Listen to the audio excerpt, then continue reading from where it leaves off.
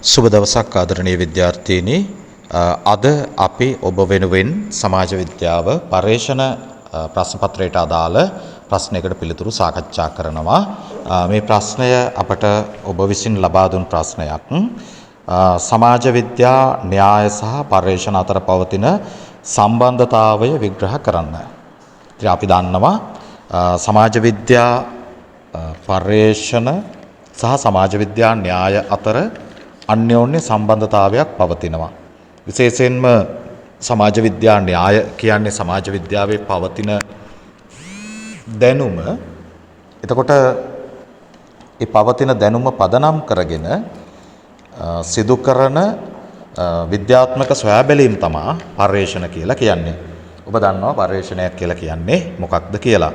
පර්යේෂණයක් කියන්නේ කිසියම් ප්‍රපංචයක් පිළිබඳව විද්‍යාත්මකව සොයා බැලීම. එතකොට මේ න්‍යාය සහ පර්යේෂණ අතර පවතින සම්බන්ධතාවය අපිට කරුණු කීපයක් නැත්නම් මාතෘකා කීපයක් යටතේ විග්‍රහ කරන්නට පුළුවන්. විශේෂයෙන්ම පළවෙනි කාරණාව තමයි න්‍යාය පර්යේෂණයට මඟ පෙන්වයි. ඒ කියන්නේ සමාජ විද්‍යා පර්යේෂණයක් සිදු කරන ඕනෑම පර්යේෂකයෙකුට ඒ සඳහා පදනම ලැබෙන්නේ සමාජ විද්‍යා න්‍යායකින්. දැන් උදාහරණයක් වශයෙන් සමාජ විද්‍යාවේ විවිධ න්‍යායන් තියෙනවා. දැන් උදාහරණයක් වශයෙන් ගත්තාම කෘත්‍යවාදය, එහෙම නැත්නම් ඝට්ටනවාදය, මෙවැනි සමාජ විද්‍යාවේ මහා න්‍යායන් පවතිනවා. එතකොට කිසියම් පර්යේෂණයක් ආරම්භ කරනවා නම් මේ පර්යේෂකයා මේ පර්යේෂණය ආරම්භ කරන්නේ මෙවැනි න්‍යායාත්මක පදනමක පිහිටලා. එතකොට විශේෂයෙන් පර්යේෂකයන්ට පර්යේෂණ ප්‍රශ්න ගොඩනගා ගැනීමට එවැගේම උපකල්පන ගොඩනගා ගැනීමට දැන් අපි දන්නවා සමාජ විද්‍යාවේදී සමාජ විද්‍යා පර්යේෂණයක් සිදු කිරීමට නම් එතරම් පර්යේෂණ ගැටලුවක් තියෙන්නට ඕන. ඊට පස්සේ පර්යේෂණ ගැටලුව මත උපන්‍යාසයක් ගොඩනගා ගන්නට ඕන. මේ ගොඩනගා ගන්නා ලද උපන්‍යාසය තමයි ඇත්තටම අපි විද්‍යාත්මක පර්යේෂණයට බඳුන් කරන්නේ. එහෙමනම් පර්යේෂණ ප්‍රශ්නයක් ගොඩනගා ගැනීමට වගේම උපකල්පන ගොඩනගා ගැනීමටත් ඒ වගේම මේ විශ්ලේෂණාත්මක ක්‍රම ගොඩනගා ගැනීමටත් විශේෂයෙන්ම සමාජ විද්‍යා න්‍යාය මඟ පෙන්වනවා. විශේෂයෙන්ම දැන් අපි දන්නවා සමාජ විද්‍යාවේදී දැන් අපි සාමාන්‍ය ස්වභාවික විද්‍යාවේදී අපි අරගමුකෝ. දැන් ස්වභාවික විද්‍යාවේදී අපි කියනවා ජීවය ඕපපාතිකව හටගනීද. මේක ස්වභාවික විද්‍යාවේ පර්යේෂණ ගැටලුවක්. ඒතර ජීවය ඕපපාතිකව හටගනීද කියලා ගැටලුවක් පැන නැගුණාට පස්සේ අපි මොකද කරන්නේ? ඒ මත උපන්‍යාසයක් ගොඩනගනවා. එතකොට අපි කියනවා ජීවය ඕපපාතිකව හටගනී නම් ජීවාණුහරණය කරන ලද කිසියම් අපි හිතමු මස් කැබැල්ලක් කියලා. මස් කැබැල්ලක් වායුගෝලයට නිරාවරණය නොකර, ඒ කියන්නේ මුද්‍රා තබන ලද භාජනයක තියලා තිබ්බත් මේ තුල ජීවය හට ගන්නට ඕන කියලා කියනවා. ඊට පස්සේ අපිට පුළුවන් දැන් මෙන්න මේ කාරණාව පර්යේෂණයට ලක් කරන්න. මේ විදිහට සමාජ විද්‍යාවේදීත් අපි දන්නවා කිසියම් පර්යේෂණ ගැටලුවක් පැන නැගුණාට පස්සේ මේ පර්යේෂණ ගැටලුව මත උපකල්පනයක් ගොඩනගාගෙන මේ උපකල්පනය තමයි පර්යේෂණයට බඳුන් කරන්නේ. විශේෂයෙන්ම න්‍යායන්ගේ සංකල්ප පර්යේෂණ විචල්‍යයන් ලෙස විදිහට අරගෙන ඒවා අතර තියෙන සම්බන්ධතාවය පරීක්ෂා කරන්නට පුළුවන්.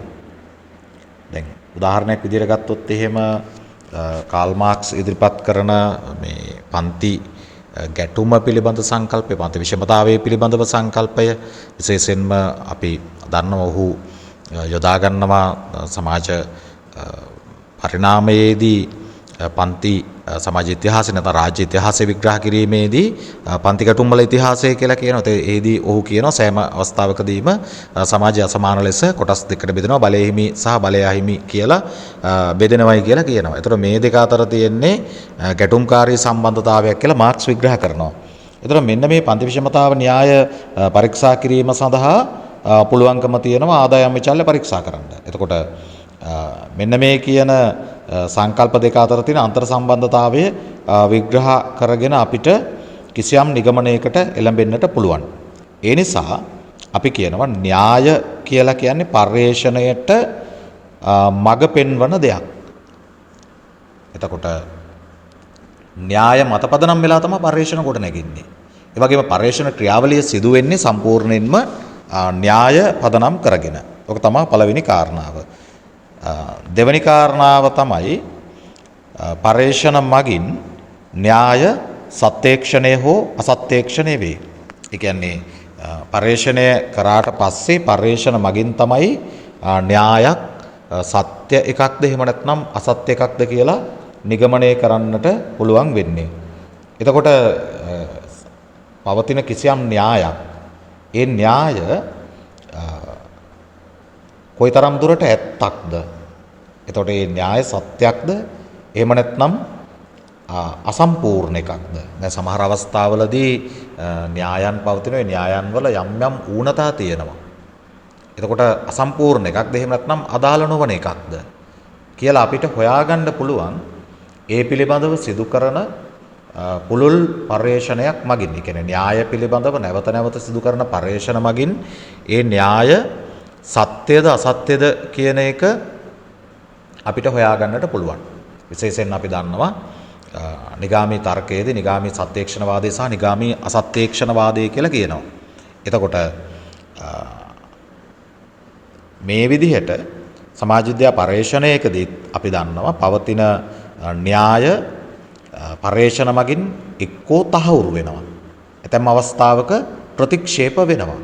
දැන් අපි හිතමුකෝ ඉදිරිපත් කරනවා එමිල් ඩර්කයිම් ඉදිරිපත් කරනවා සියදිවි විනාශා ගැනීම පිළිබඳව සංකල්පය. එතකොට දැන් ඩර්කයිම් මේ ඉදිරිපත් කරන සංකල්පය අපි දන්නවා මීට සෑහෙන කාලයකට පෙර යුරෝපා සමාජයේ පදනම් කරගෙන තමයි ඩර්කයිම්ගේ මේ සංකල්පය ඉදිරිපත් කරලා තියෙන්නේ. එතකොට දැන් මේ ඩර්කයිම් ඉදිරිපත් කරන සියදිවි විනාශා ගැනීම පිළිබඳව සංකල්පය වර්තමානයේ කොයිතාක් දුරට ගැලපෙනවද? එතකොට පර්යේෂණයක් මගින් මේ ඩර්කයිම් කියන කරුණු සත්‍යද අසත්‍යද? දැන් න්‍යාය මුළුමනින්ම අසත්‍ය නොවෙන්නට පුළුවන්. න්‍යායයේ තියෙන සමහර කරුණු වල ඌනතා තියෙන්නට පුළුවන්. ඒ නිසා මේ පර්යේෂණ මගින් ඩර්කයිම් ඉදිරිපත් කරන සියදිවි විනාශා ගැනීමේ සංකල්පයේ තියෙන යම් යම් අඩුපාඩුකම් ඌනතාවයන් පිළිබඳව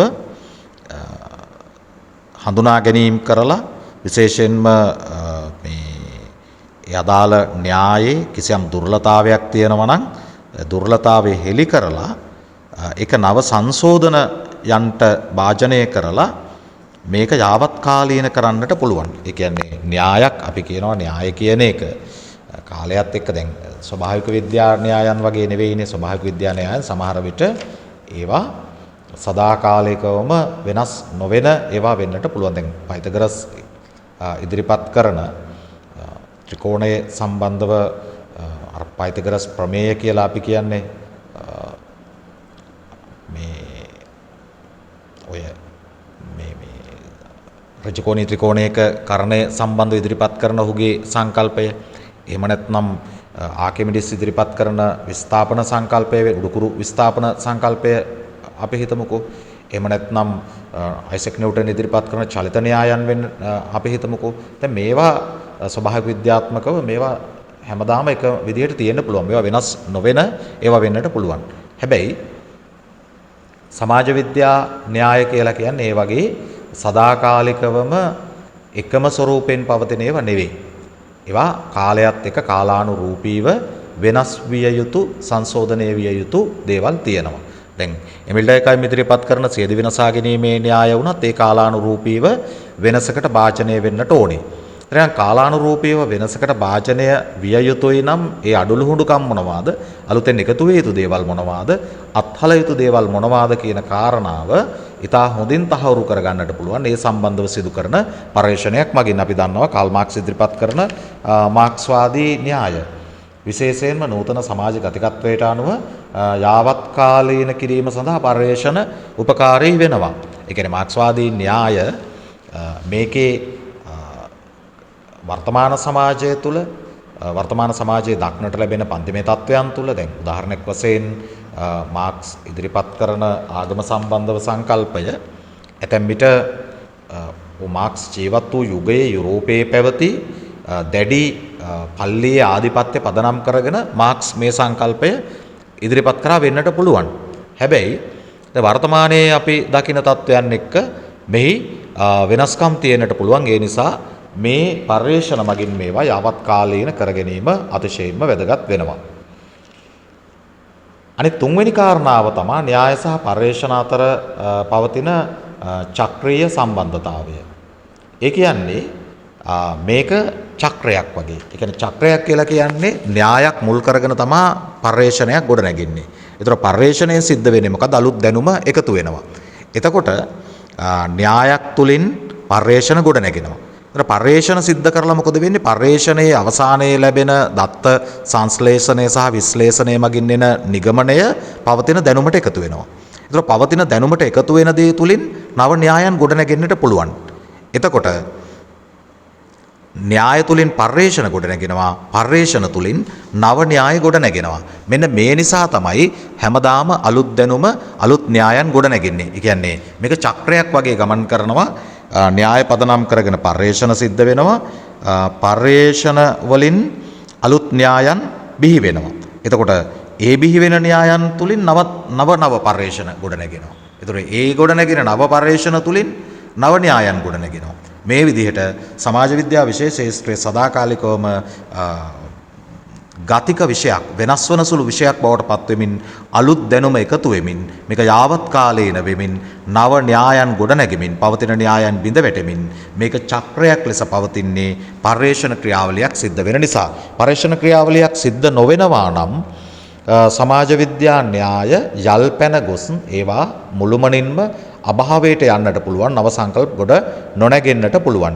ඒ නිසා න්‍යාය සහ පර්යේෂණ අතර චක්‍රීය සම්බන්ධතාවයක් පවතින බව පෙන්වා දෙනවා. එයින් අදහස් කරන්නේ න්‍යාය තුලින් පර්යේෂණ ගොඩ නැගෙන අතර පර්යේෂණ තුලින් න්‍යාය ගොඩ නැගෙනවා. මේක චක්‍රයක් ලෙස දිගින් දිගටම පවතිනවා. හතරවෙනි කාරණාව තමයි න්‍යාය සහ පර්යේෂණේ ප්‍රායෝගික යෙදුම. විශේෂයෙන්ම සමාජ ප්‍රතිසංස්කරණ ආදිය සඳහා න්‍යාය සහ පර්යේෂණ ප්‍රතිඵල භාවිතා කරනවා. දැන් අපි හිතමු කිසියම් සමාජ ගැටලු ප්‍රමාණයක් නිර්මාණය වෙනවා කියලා. විවිධ සමාජ ගැටලු තියෙන්නට පුළුවන්. දැන් උදාහරණයක් වශයෙන් ගත්තාම මත්ද්‍රව්‍ය ඇබ්බැහිය සමාජ ගැටලු. එහෙම නැත්නම් ළමා අපයෝජන. එහෙම නැත්නම් දරිද්‍රතාවය. එහෙම නැත්නම් අපරාධ. මෙන්න මේ වගේ සමාජ ගැටලු තියෙනවා. ඒතර මේ සමාජ ගැටලු විසඳා ගැනීම සඳහා තමයි පර්යේෂණ සිද්ධ කරන්නේ. ඒතර පර්යේෂණ සිද්ධ කිරීම සඳහා වැදගත් වෙන්නේ සමාජ විද්‍යාවේ පවතින න්‍යාය. සමාජ විද්‍යාවේ පවතින න්‍යාය උපයෝගී කරගෙන පර්යේෂණ සිද්ධ කරලා පර්යේෂණ වලින් ලැබෙන ප්‍රතිඵල භාවිතා කරමින් සමාජ ගැටලු විසඳා ගැනීම සඳහා අවශ්‍ය ප්‍රතිපත්ති සම්පාදනය කරන්නට පුළුවන්. එතකොට මේ නිසා න්‍යායික හා පර්යේෂණාත්මක